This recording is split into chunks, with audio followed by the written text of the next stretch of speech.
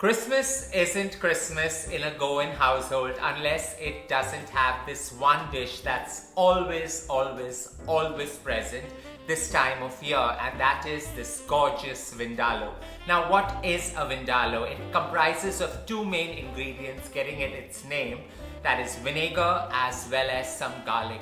This fiery spice blend is made either with some red meat or preferably pork. All you do is marinate it the night before and cook it the next day. You can pair a Vindaloo either with sannas, which is a famous Goan rice cake kind of a bread, or like how we are going to in a fuggia. A fuggia or a balloon bread is something that's very old school but unique to the season and pairs gorgeously well with the Vindaloo. Let's get to creating the marination today, and tomorrow we cook the mix together. Creating a Vindaloo paste is the last thing one must do at night and just allow everything to marinate with each other. So out here I've got 40 red chilies, and I'm using the dehydrated red, sharp and pronounced Kashmiri chilies, which give you that robust color but not so much the heat. What I've done is I've soaked them in some hot water just so that they are soft and easy to blend. With the Kashmiri chilies into my mixer, and I've reserved the water on the side because that's going to give it that depth of color. In goes 2 large pods of garlic, and I'm just using the largest pods possible, giving you about 15 to 20 cloves. 1.5 inch piece of ginger. Now I'm creating this marination for 2 kgs of meat. So if you want to go ahead and create a batch of 1 kg, just divide this entire mix into half. 2-inch piece of cinnamon going in, 2 tablespoons of mustard seeds, 5 green cardamoms and about 16 cloves, 2 tablespoons of black peppercorn, 1 teaspoon of fenugreek seeds, 2 teaspoons of cumin seeds. I'm using coconut feni out here, and that's a good 40 ml of coconut feni going in. And no Vindaloo paste is ever complete without this Goan vinegar. So about 30 ml of Goan vinegar going in as well. If you do not have Goan vinegar, the next best option is to use balsamic vinegar, or go right ahead and use a red wine vinegar. It works well, but not the original. All one needs to do is blitz this now with that red chili water to grind it to the smoothest possible paste. As you get to grinding the spice blend, you have to marinate the meat with its first set of marination. And like us, if you have finicky members of the family that like lean or the fat of the pork, buy it accordingly that suits your fancy. So I've got about 1 kg of lean pork meat, and I've got 1 kg of pork belly, fat and all, just to marry into each other out here. So into this, I'm going to add some iodized salt, so a heaped teaspoon of it, because this is the only seasoning that you're going to add into this. So just add some iodized salt. With that, you add about 1 teaspoon of turmeric and just allow everything to mix with each other. Allow this to sit for about 15 minutes before adding that gorgeous spice blend into it.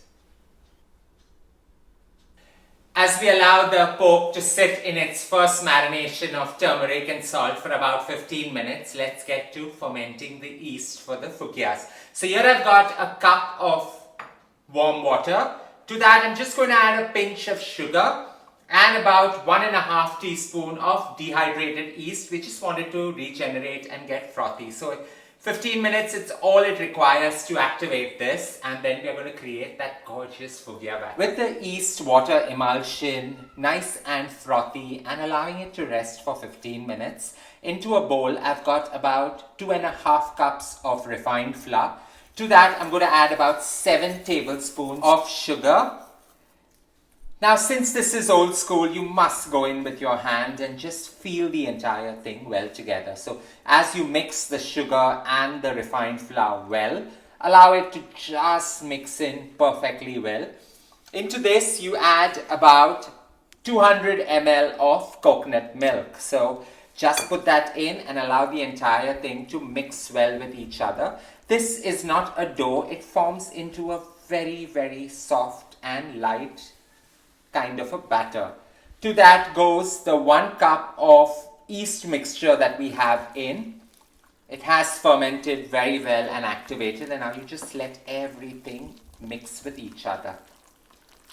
As you allow the batter to mix well and there are no lumps in between, just smash it down so that it gets nice and well emulsified.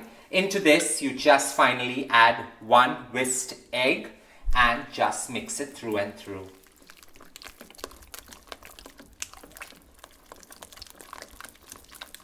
I like doing this last at night because this batter requires 12 hours to ferment and get light and airy before you deep fry them. So allow this to mix well, and now all you need to do is allow this to sit in your kitchen on the side for about 12 hours till it gets nice and frothy. With my spice blend ready and this gorgeous red color, all we're going to do is marinate it and keep it in the fridge for at least 12 hours till we get to cooking it. So just mix the two and you're good to go. As you allow the sharp spice blend that the Vindaloo is known for to marinate into the meat, you can add a teaspoonful of sugar just to give it that umami feel. Now all we're going to do is allow this to marinate for a good 12 to 14 hours, and I like to just cling wrap it and put it straight into the refrigerator. With the most difficult part of both these dishes completed, that is the Fuggia batter fermenting for a good 12 hours and this resting in the refrigerator, we're just going to have the most entertaining time cooking it tomorrow.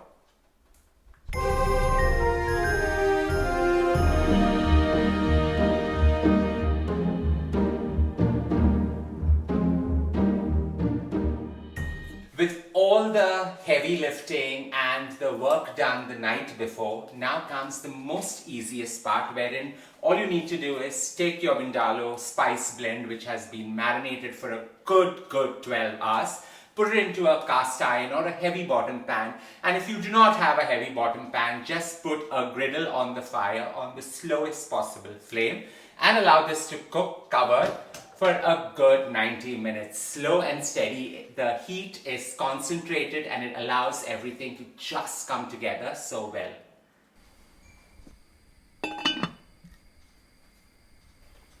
"12 hours of allowing this gorgeous Fuggia batter or the balloon bread batter to ferment, and you can see how the air bubbles on top have taken it to 3 times its volume. All you need to do is now break it down and create the balloons. Quite a age-old tradition, but we'll walk you through it slow and steady. Starting off this process, you need to wet your hands so that it's easy to work the dough, and go right in, knock it down and create these gorgeous balloon breads. It's so simple to create. Wet. As you work it, hold it in your hand and pull it out, and these dumplings go right in. It takes a while to get it, but once you get it, you've got it for life.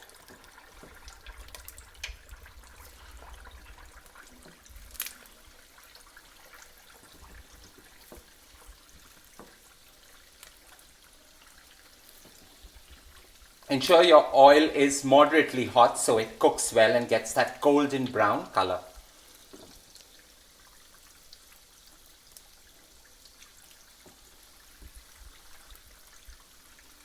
They pop and come to the top, and all you need now is to allow them to get gorgeously golden brown. These cook pretty fast. All you need to do is get them to get their gorgeous color, and if your batter is correct, they turn automatically. Watch them turning.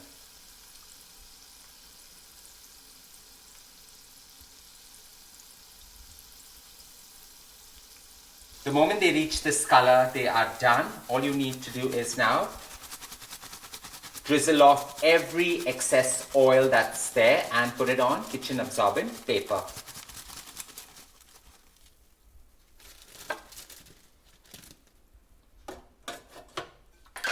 Next batch going in, hold it in between, pull it out and scoop it in.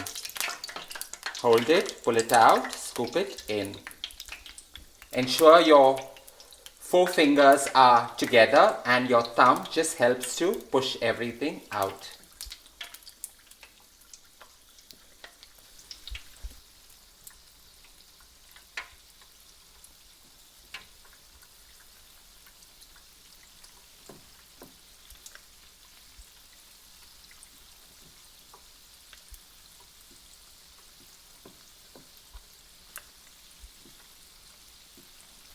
"90 minutes of allowing this gorgeous simmering spice blend of Vindaloo gravy is ready, and the best way to know that your Vindaloo is done is when you get a layer of fat right on top. You can either skim it off or just let it be. These are indulgent dishes that are okay to have once in a while.